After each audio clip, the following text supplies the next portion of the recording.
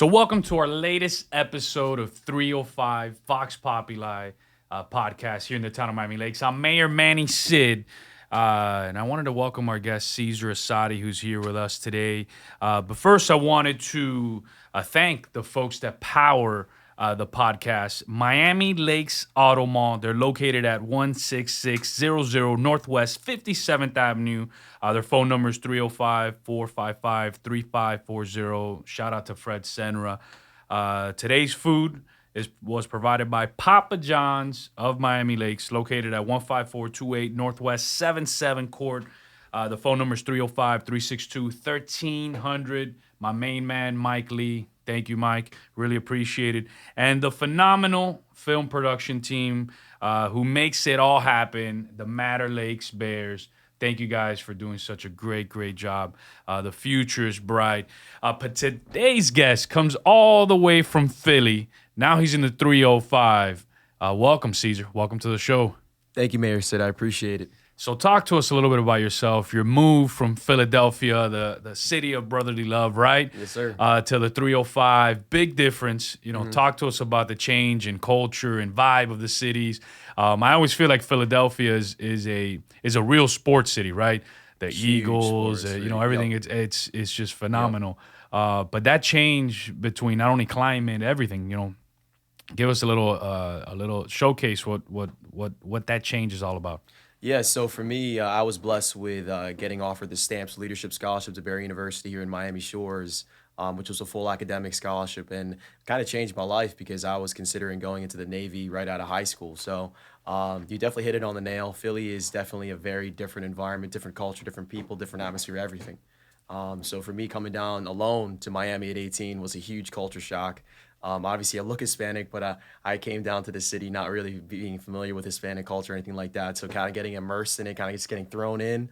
It's definitely humbled me. It's definitely opened my eyes to the world and kind of getting a broader view of kind of the todo mundo, as you would say, the entire world. So. Eso sí es verdad. So sports, your involvement in sports, at a young age, how did that lead? Just talk to us about sports in general. I love sports. Team sports growing up kind of really helped me with my, social skills, obviously making friends, building connections, building relationships. My teammates, not only in baseball, but also in swimming, I call them not only my teammates, but my brothers. So that definitely helped me growing up with going through, because I did go through a couple things at home, a couple challenges. Philadelphia isn't exactly the nicest area, and the area that I grew up was nice, but I definitely had my challenges financially, and kind of having sports as my release, away from school, away from the stresses at home, and in the neighborhood and stuff like that. It really helped me as a young boy, and now as a young man. In all aspects of my life. So sports is still a huge aspect of my life, obviously now and as a coach. So. Yeah, I wouldn't be doing what I'm doing today if it weren't for sports and that camaraderie, just understanding when it's time to pass the ball, when it's time to shoot, when it's time to, go on the plate. Sometimes in baseball, you got to bunt, although you don't want to bunt, you got to do it for the better of the team. And I think understanding that at a young age is so important to everything that we all do 100%. today. So you're the youngest head coach in NAIA history, right? I mean, that is a huge feat, not just in swimming, but in any sport in NAIA history. I mean, talk to us about that. How old are you, first off, and when you became an NAIA coach? So I was 23 at the time that I accepted the offer. I just turned 24 in early February this month. So it was definitely a huge honor. Kind of the opportunity kind of just fell into my lap, so to speak. We had great success with the Matter Lakes team. This year during swimming, so that kind of put me on the radar at the college level, but it's definitely a huge honor. I just want to give a huge shout out to President Armstrong and Athletic Director Reichel for really giving me this opportunity, and it's definitely, I mean, when you put it like that, Mayor Sid, it's kind of just like, wow, like I'm the youngest ever. So obviously I'm going to be able to relate to the college kids because, there's not going to be that much of an age difference, but I'm definitely going to hope that they see that my passion shines through my youth and obviously, my competitiveness. So I'm looking forward to seeing what we can do over at St. Thomas. Man, that's not only incredible, but I know it's not easy. Look, I went through it here in the town of Miami Lakes. I was the youngest mayor in town history. I was about 32 years old Mhm. when I got elected, and people were like, "Man, there's no way this guy can do the job," right? So I'm sure you deal with that. You know, you Oh show up yeah, at meets, and people look at you, and they're like, "Hey, he's one of the athletes. He's not the coach." You know, exactly. it happens to me all the time. There are times that I go places, people are like, "Hey, where's the mayor?" You know, Yeah, but yeah, I know it's challenging, but kudos to you for thank fighting you. through that. And those are the being so young, and I mean that's just it's blown me away. So congratulations Appreciate that. Thank on you. that. But talk on being a successful athlete, a successful coach. I mean, what are the ingredients that folks need to understand to take it to the levels that you've taken it? You know. So for me, what really has kind of been my main focus in life has been the mental approach. A lot of people don't realize the importance of the mental aspect of your life, from just going through adversity and hardships, both physical and mental, to dealing with, in sports, right? You're not always going to feel 100% at practice. You're not always going to feel 100% when you roll out of bed in the morning. So it's kind of having that mental approach of, well, you know what, like I may not be at my best today, but I'm going to give it my best effort, right? So I really have attributed a lot of my successes, being the youngest coach at the NEIA level, the successes I'm seeing at the high school and club level. I really focus on the mental aspect, not only with myself, but with my athletes. So I definitely think that my mental approach has been one of the biggest contributing factors to my success so You know, far. you mentioned something, adversity. A lot of people run away from adversity. Yes. I love Yes. embracing adversity, specifically with the folks around you. When things are going well, everybody wants to be your friend, everybody loves life. But when adversity hits, you get to see people's souls, right? You Mm, get to see what they're really all about. hmm. So you mentioning that, especially at a young age, and being a coach and teaching your kids to really embrace that is so important. But the mental aspect of it, and I think that's why it's led to a nonprofit that you had, and I think that's so important that in society people understand that it's not just having a job, making money, Mm, being a coach, but having a greater impact on society. And you started something called the Mind Power that's Foundation. right. Talk to us about that. So, in my experiences, this is actually going to be my sixth year coaching. It's hard to believe that the numbers are starting to add up a little bit. But in all my years of coaching, all the hundreds of athletes that I've worked with at the age group level, from 8 years old, 6 years old, all the way into middle school, high school, and now at the collegiate level, one thing I've seen has been consistent throughout all levels, and that's the lack of mental support for high school student athletes, for age group student athletes, for collegiate student athletes, just having them approach me as a coach with questions that I was not exactly, ever well versed in or trained in, or nobody really talked to me about. Things like, well, hey, coach, I just had a really bad fight at home. I'm not really feeling 100%. Or, hey, coach, I'm going through some things with my family. I'm going through some things with my significant other. And that's really causing my academic as well as my athletic performances to decline. So I saw that. And, as an 18, 19, 20, 21-year old, 22-year old, they're able to relate to me on a more personal level because of that age. It's not so much of an age difference. So I took that, and obviously, being in the position that I was as a coach, I was able to provide some advice and some insight and some guidance that really helped out dozens of athletes. And years later now, I'm getting messages, through Instagram, through text messages, hey coach, that one conversation you had with me after that practice, that one conversation you had with me after that swim meet really helped me a lot. And I just had a girl reach out to me in December talking about how I sat her down after a really tough day at practice, and she really kind of just opened up to me, and it was the most beautiful thing. And this has happened many times, which has led to the Mind Power Foundation. And she told me that, hey coach, like if you didn't sit me down at that moment and talk to me, I would have continued going into a downward mental spiral, and I don't think I would be in college right now. She's currently at the University of Florida. She's doing great. She's very successful. I think she's a business major. And kind of having her talk to me like that really, humbles me, and also put things in perspective of just how important each and every single one of us are. In our lifetimes, we're going to influence at a minimum of 10,000 people. You're going to directly impact or influence throughout your entire life 10,000 people, and you don't even know, right? Just from your presence, just from conversations, just from interactions. So the Mind Power Foundation was founded on the principle of we can all do better for each other, right? So, it's been around since 2019 is when we got the business licensing, became a federal 501(c)(3), the whole nine. And since then, we've run multiple events. And every single time, just seeing those kids, seeing their eyes light up, seeing kind of how powerful and how impactful that is. And it's not like, we are the best or we are, the most well educated in mental health. We just care, right? And we're trying to build a networking platform to bring mental health professionals, sports psychologists into the mix, give these high school students, give these college student athletes, give these age group athletes resources and opportunities for them to talk about things that we are just now starting to talk about, which is the mental health stigma, not only in the general public, but in athletics. So. Yeah, and that's what we got to tell folks. It's okay to have anxiety. It's okay to feel a little different, but you got to talk about it. You do. We've seen it during the pandemic how we only talk about the COVID-19 pandemic, but there's a crisis in our country, and that's the mental health crisis. Here in the town of Miami Lakes, we started something called Mental Health Thursdays, where we would bring in clinicians to talk to folks, and the amount of people that would reach out and say, "Hey, I just want to have a conversation," because we're a society that you open up Instagram, what do you see? Folks working out, eating well, this and that, but they don't work on their mental health. We work on every other aspect of our lives, but we don't work on our mental health. So hearing what you're doing at Mind Power is so important because in the Hispanic community, specifically in our area of the county, you hit it on the head. There's a stigma. It's almost taboo where folks don't want to talk about mental health, but people like you, young folks, are breaking through that mold because I've seen it. I mean, all you got to do is open up Facebook or Twitter and you see the amount of folks. Sometimes we think, hey, they're acting out, but the reality is they're reaching out for help and they just want somebody to talk to. So, especially on the student athlete side, I think you're seeing more and more athletes.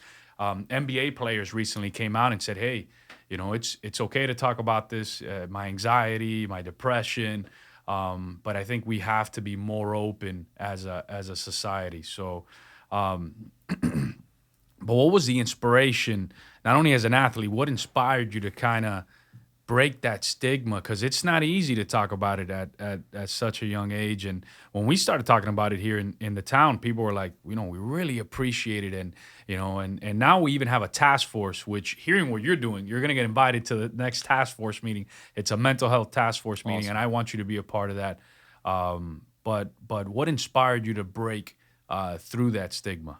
So I definitely want to bring up my own personal struggles in adversity because your story defines you in life, right? We've talked a lot about adversity so far on the podcast today, but for me growing up, I was the kid, I was a great baseball player, I was a great swimmer, I was social, I was confident, I was the jock at high school, right? The stereotypical jock.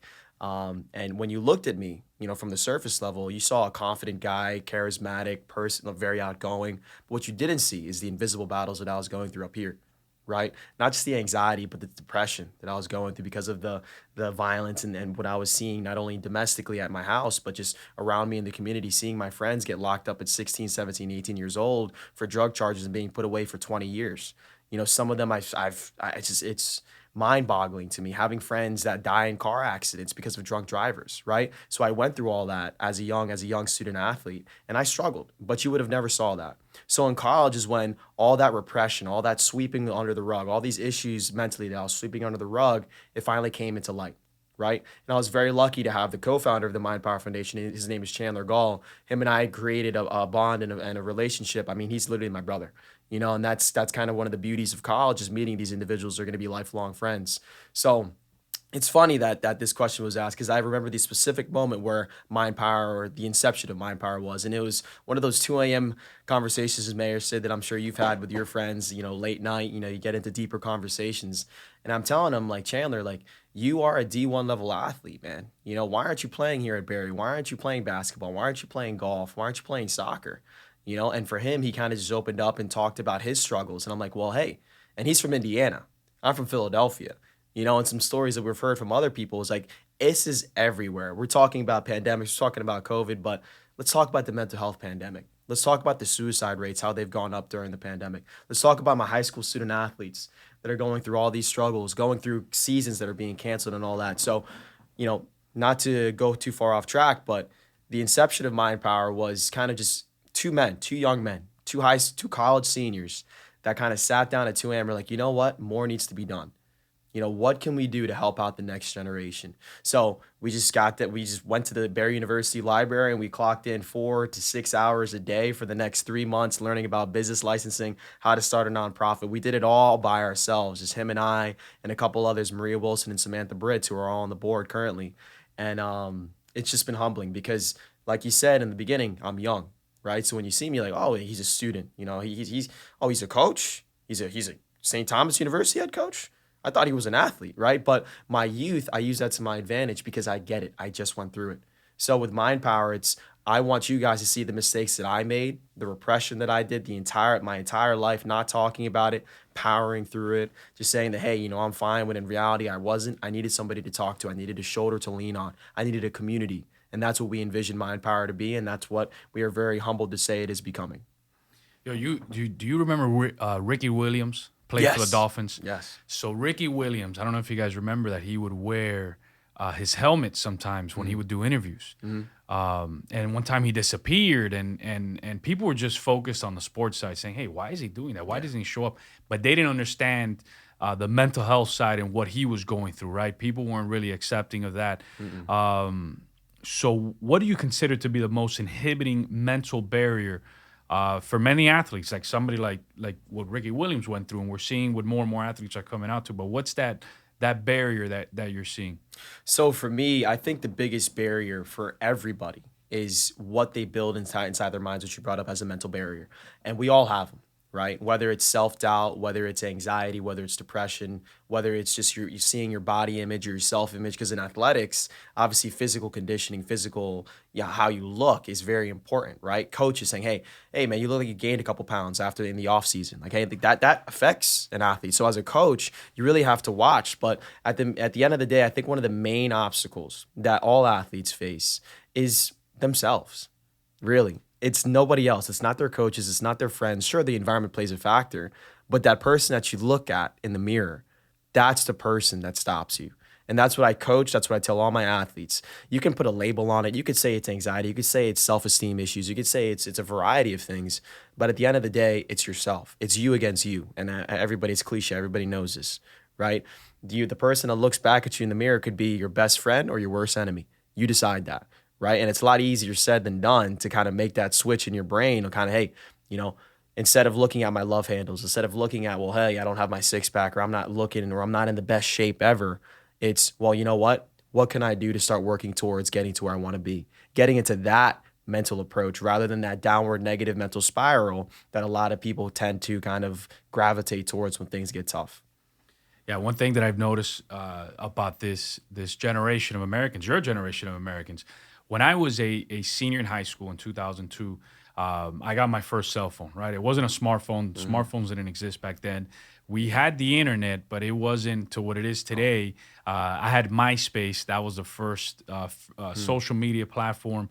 But what I'm noticing, and my oldest son turns 13 this year, is that your generation is connected 24/7. And while that is incredibly powerful if used for good, but also I see the mentality change because you're being constantly shown on social media and folks, hey, why can't I have this? Look at this person. Everybody, a lot of the stuff is fake, right? People post just the good, but I think that's where my question to you would be, what would you change about this generation's mentality? Where I every time I talk to young people, I'm like, listen, you're one of the first generations of Americans that'll be judged by your Google search, not your resume. So everything you do today in high school, whatever, it's not just in your head, but it'll be engraved somewhere on social media forever. So when you're 30 something years old, you want to be mayor, you want to run for mayor. There are people that are going to be trying to find every single thing about you, but you're going to be giving it to them and probably use it. So what would you change about today's generation and their mentality? Because I'll be very honest with you. I get concerned sometimes with that impact that I didn't have to deal with. So everything, if I behave bad and look, full disclosure, I failed a grade. I failed the sixth grade. I got kicked out of school twice, but yeah, I know that stuff, but it's not on social media 24/7. People weren't talking, so talk to us about today's generation and their mentality. So that I love the question, first of all, Mayor Sid, because technology, while it has brought us together, in my opinion, we have never been further apart from each other. And I see it daily. So for me, while I am young, I'm kind of weird. I'm in that transition stage where I was in high school and Snapchat just came out. Instagram was founded in 2012 and all that stuff. I believe, I actually know Instagram was founded a little earlier, but regardless, in high school, I was just getting introduced to social media. So now what I see in terms of the mentality is that everybody's comparing themselves. And so first thing I tell a lot of my athletes is get like your Instagram, like I haven't done this so much yet, but I'm going to start doing it now, especially after this conversation that we're having is let me see what you're looking at on Instagram, right? Because on my Instagram, I'm seeing, physical therapists showing me prehab exercises to prevent injuries in my athletes. I'm seeing mental health therapists that have great podcasts, that have great content such as this. And just there's so much good content out there, but I feel like the younger generations are kind of focusing on the wrong things, the wrong priorities, right? And that's something, the first thing that I will change when in regards to technology is not limiting the access to it. It's showing the next generation how to use it better. Because for me, I'm using it and I'm learning things on Instagram and Facebook and stuff like that. There's great content. I'm learning how to cook on Facebook. I'm learning how to do a bunch of stuff on social media. But for the next generation, more specifically the high school kids that I'm coaching, I'm seeing what they're looking at and it's basura, for lack of a better term. It's well, how is that going to benefit you in your life? Instead of scrolling on Instagram after you wake up, I tell my kids, stretch, right? Don't immediately roll out of bed and get on your phone. Right? Take some time to focus on you because like you said, 24/7 immersed in everything. You're worried so much about everybody else that you forget about you. And that's where mental health is really struggling and how it's being highlighted even more so now is because you're so worried about what everybody else is doing. Focus on yourself, your goals, what you truly enjoy doing, right? You're feeling a little bit, clogged in or a little bit, isolated. Of course you are. It's the pandemic. Get outside, get off your phone. Tan in your backyard, get some outside exercise, do some yoga, right? And you can learn yoga on Instagram and social media. There are yoga instructors on YouTube, right? So in my opinion, I think the first step for many of the youth to kind of change their mentality is reflect on how you're using your technology because technology is great if utilized properly. No, you're absolutely right. And I really appreciate your mindset and what you're doing for these student athletes. I see the sky's the limit for you and everything you're doing, especially at such a young age. What are your future career goals? Where do you see yourself, 10 years from now? I always love to ask that question because when I was your age, I literally kind of talked about, going into elected office and being the mayor one day. And 10 years later, I ran for mayor and took the risk and won. So what are your future goals? So it's actually funny that you bring it up because I do have aspirations of running for public office within the next 10 years. I definitely need to continue my involvement, obviously, in the community with Mind Power and with coaching and whatnot. But I definitely see a lot of things that I would like to help improve upon. A lot of things that we've discussed today, I feel like I could bring a lot of light to, especially as a young man, just going through it and just being passionate, right? So for me, when I'm asked this question, it's if you told me at 18, 6 years ago, that I was going to be the youngest college swim coach, that I was going to be a state champion high school coach, that I was going to be doing the things that I'm doing now, I wouldn't have believed you. So for me, I have this mentality of I like to have one eye on the future, but for right now, I have an idea, which is public office.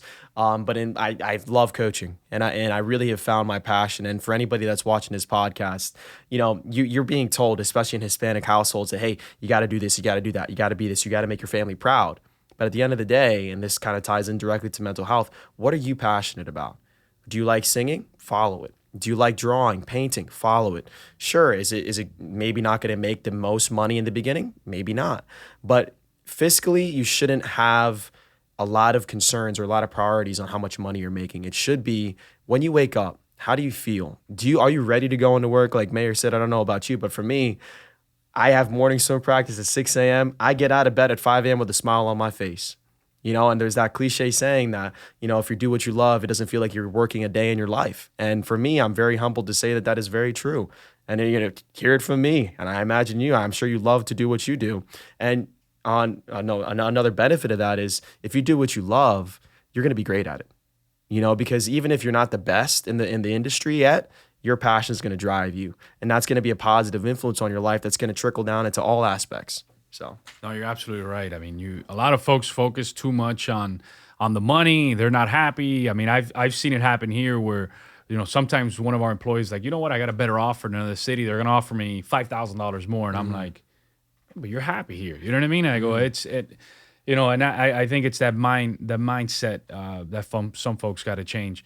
But we got a couple minutes left. You got any questions for me, Caesar? Of course. So, Mayor Sid, as a young 24-year-old up and coming, obviously, getting some grassroots organizing in the community with my Mind Power Foundation and a couple other ventures, what advice would you have for somebody like me that has aspirations in the future of running for public office? Man, to be very honest with you, I think the future's now, right? I wouldn't wait. I would jump into the fray. I don't know where you live, but where do you live right now? Currently, I'm in Miami Gardens. Look, for example, the mayor of Miami Gardens is a really good friend of mine. We can make calls, we can set you guys up, but join one of their citizen committees now. If there's a seat open, run for it now. You're never gonna find the right opportunity, right? And that's something that I saw here. I never had everybody's support. Both times that I ran, the last time I ran unopposed, but the two elections that I had were highly contested. I had the entire establishment against me both times. So there was never a perfect time to do it, but I believed in myself. I believed in the vision. I believed in it. But to be very honest with you, I think you should get involved now. I think you should run for office now. And that's what I tell everybody. But too many times people are just looking around. They're like, you know what? It's not the right time. It's never the right time to do something. Open a business, become a coach. If you start thinking about all the little intricacies, it's never the right time to do something. And there's, I think, a paralysis of analysis. Right. The more that you analyze it, the more you think. Just do it. I mean, if you hit it on the head already. You already mentioned that you want to jump into public office. If I were in your shoes, you do it now. I mean, there's no reason to wait 10 years. You have that thought process, and I think we need for young folks to jump into the fray. So my advice to you, I would run for office now. I think you're ready. To be very honest with you, so I appreciate that. Thank you. You should definitely do it. So we have about 2 minutes left. I got to wrap it up. I appreciate the question. I appreciate more than anything you breaking barriers when it comes to mental health, especially at your young age, teaching your student athletes the importance of just get ready for a swim meet, eat well, work out. No. You got to work on your mind too. So I really appreciate that. And thank you, Caesar, for participating, for joining us. I think today's podcast is going to inspire a lot of folks to have those tough conversations. And make sure you tune in next week. Same time on Wednesdays. We're going to be launching YouTube, Facebook, Twitter, Instagram, and we'll see you then.